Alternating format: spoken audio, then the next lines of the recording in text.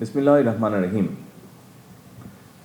Special security force SSF এর 40তম প্রতিষ্ঠা বার্ষিকী উপলক্ষে আয়োজিত আজকের এই অনুষ্ঠানে উপস্থিত মন্ত্রিপরিষদ সদস্য এবং উপদেষ্টাবৃন্দ, সেনা, নৌ এবং বিমান বাহিনী প্রধানগণ, এসএসএফ প্রধান এবং এই বাহিনীর বিভিন্ন পর্যায়ের কর্মকর্তা ও সদস্য এবং সম্মানিত সুধীমণ্ডলী, আসসালামু আলাইকুম। আজ থেকে 40 বছর আগে সময়ের প্রয়োজনে এই বিশেষ নিরাপত্তা বাহিনী প্রতিষ্ঠিত হলেও 1991 সালের 27শে সেপ্টেম্বর নাম পরিবর্তন করে এসএসএফ নামে এই বিশেষ বাহিনী যাত্রা শুরু করেছিল। দায়িত্বের পরিধিও বেড়েছিল। প্রতিষ্ঠাকাল থেকে আজ পর্যন্ত এই বিশেষ নিরাপত্তা বাহিনীর সঙ্গে যারা যুক্ত ছিলেন কিংবা বর্তমানে যারা দায়িত্ব পালন করে চলেছেন, আমি আপনাদের সবাইকে প্রতিষ্ঠা বার্ষিকীর শুভেচ্ছা জানাই। মরহুমা বেগম খালেদা জিয়া বিভিন্ন মেয়াদে সরকার প্রধান থাকাকালে এবং সর্বশেষ জীবনের শেষ দিনগুলোতে তিনি এভারকেয়ার হাসপাতালে চিকিৎসাধীন থাকা অবস্থায় এসএসএফ অত্যন্ত আন্তরিকতার সাথে দায়িত্ব পালন করেছে। বেগম খালেদা জিয়ার মৃত্যুর পর শুধু বাংলাদেশ নয়, বিশ্বের ইতিহাসে অন্যতম বৃহত্তম নামাজে জানাজা আয়োজনের ক্ষেত্রেও প্রধান সমন্বয়ক হিসেবে এসএসএফ অত্যন্ত গুরুত্বপূর্ণ ভূমিকা পালন করেছে। আমি এসএসএফকে আমার এবং আমার পরিবারের পক্ষ থেকে তার জন্য আবারও আন্তরিকভাবে ধন্যবাদ জানাই। উপস্থিত সুধীবৃন্দ, সরকার প্রধান হিসাবে বর্তমানে প্রতিদিন প্রতি সময় আমি এসএসএফ এর কার্যক্রম সরাসরি প্রত্যক্ষ করছি। তবে এসএসএফ এর কার্যক্রমের সঙ্গে আমার পরিচয় নতুন নয়। মরহুমা প্রধানমন্ত্রী বেগম খালেদা জিয়া যখন সরকার প্রধান হিসাবে দায়িত্ব পালন করেছেন তখন থেকেই, অর্থাৎ আমার তরুণ বেলা থেকেই আমি এসএসএফ এর কার্যক্রমের সঙ্গে পরিচিত। এসএসএফ যখন প্রতিষ্ঠিত হয়েছিল সেই সময়ের সঙ্গে বর্তমান সময়ের অনেক পার্থক্য। বর্তমানে আর্থসামাজিক রাজনৈতিক অবস্থা ব্যবস্থা, ভূ রাজনৈতিক পরিস্থিতি এবং তথ্য প্রযুক্তির অবাধ বিকাশের ফলে বহুমাত্রিক নিরাপত্তা চ্যালেঞ্জ তৈরি হয়েছে। এইসব চ্যালেঞ্জ মোকাবেলায় আধুনিক ও যুগ উপযোগী প্রশিক্ষণের মাধ্যমে নিজেদেরকে সার্বক্ষণিক প্রস্তুত রাখা অত্যন্ত জরুরি। একটি বিশেষায়িত বাহিনী হিসাবে সাহস, দক্ষতা, কৌশল এবং সর্বাধুনিক প্রযুক্তিতে এসএসএফ এর পিছিয়ে থাকার কোনোই সুযোগ নেই। উপস্থিত এসএসএফ সদস্যবৃন্দ,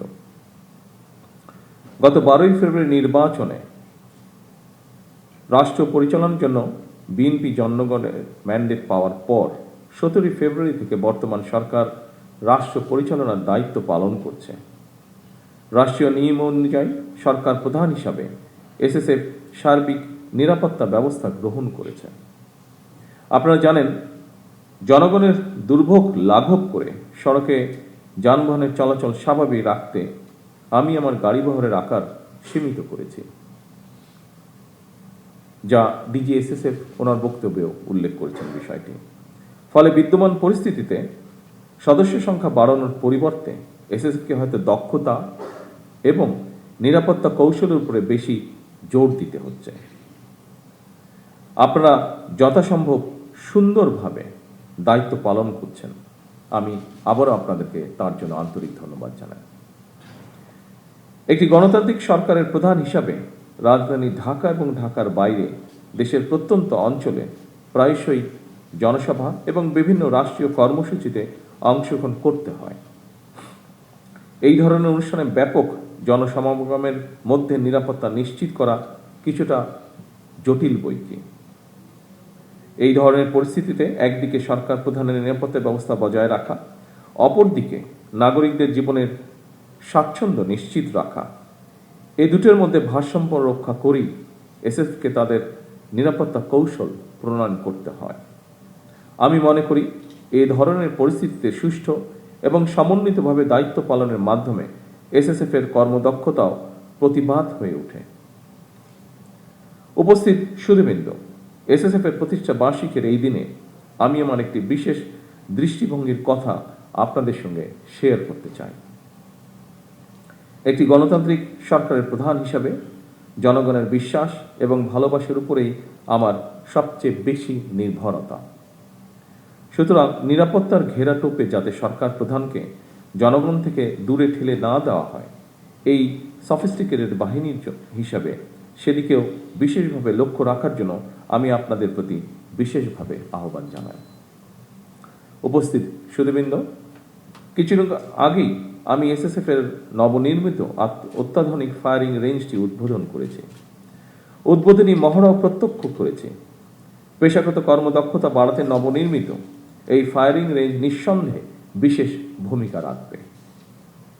আমি আশা করি নিরাপত্তা কৌশল প্রণয়ন এবং নিজেদের পেশাগত দক্ষতা বাড়াতে আপনারা এই ফায়ারিং রেঞ্জের সর্বোত্তম ব্যবহার নিশ্চিত করবেন।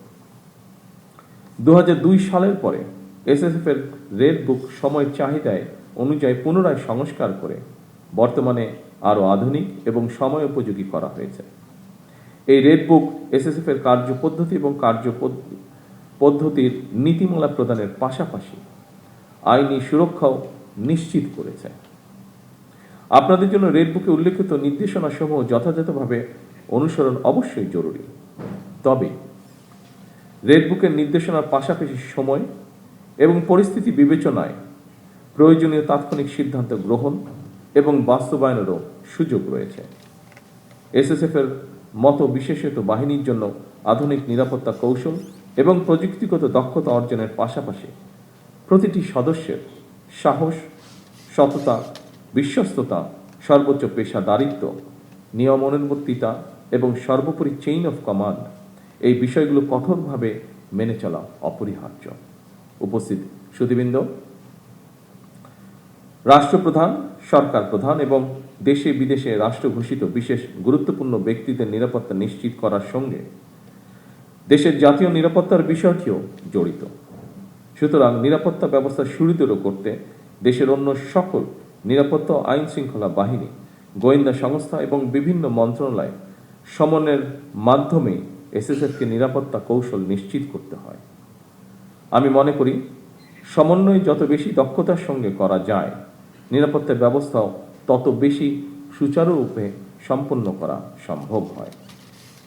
দেশের সেনা, নৌ বিমান, পুলিশ এবং আনসার বাহিনীর মধ্য থেকে দক্ষ কর্মকর্তাদের বাছাই করে এসএসএফ গঠন করা হয়। এরপর আপনাদেরকে গুরুত্বপূর্ণ ব্যক্তিদের নিরাপত্তার জন্য আপনাদেরকে দেশে এবং বিদেশে উন্নত মানের প্রশিক্ষণ গ্রহণ করতে হয়। আধুনিক বিশ্বের সঙ্গে তাল মিলিয়ে এসএসএফকে আরও কর্মদক্ষ করে গড়ে তোলার লক্ষ্যে সরকার প্রয়োজনীয় সব ধরনের পদক্ষেপ অব্যাহত রাখবে ইনশাআল্লাহ। উপস্থিত সুধীবৃন্দ, আরও একটি বিষয়ের উপরে আপনাদের দৃষ্টি আমি আকর্ষণ করতে চাই। অবশ্যই আপনারা গুরুত্বপূর্ণ ব্যক্তিদের নিরাপত্তাকে সর্বোচ্চ প্রাধান্য দেবেন, তবে দায়িত্ব পালন করতে গিয়ে জনগণ যাতে কোনো রকম রূঢ় ব্যবহারের শিকার না হন সেদিকেও আপনাদেরকে বিশেষভাবে নজর রাখার জন্য আমি আহ্বান করব। আপনারা দেশের সর্বোচ্চ পেশাদারিত্বের সঙ্গে দায়িত্ব পালন অব্যাহত রাখবেন, এই প্রত্যাশা রেখে আমি আমার বক্তব্য শেষ করছি। আল্লাহ হাফেজ। বাংলাদেশ জিন্দাবাদ।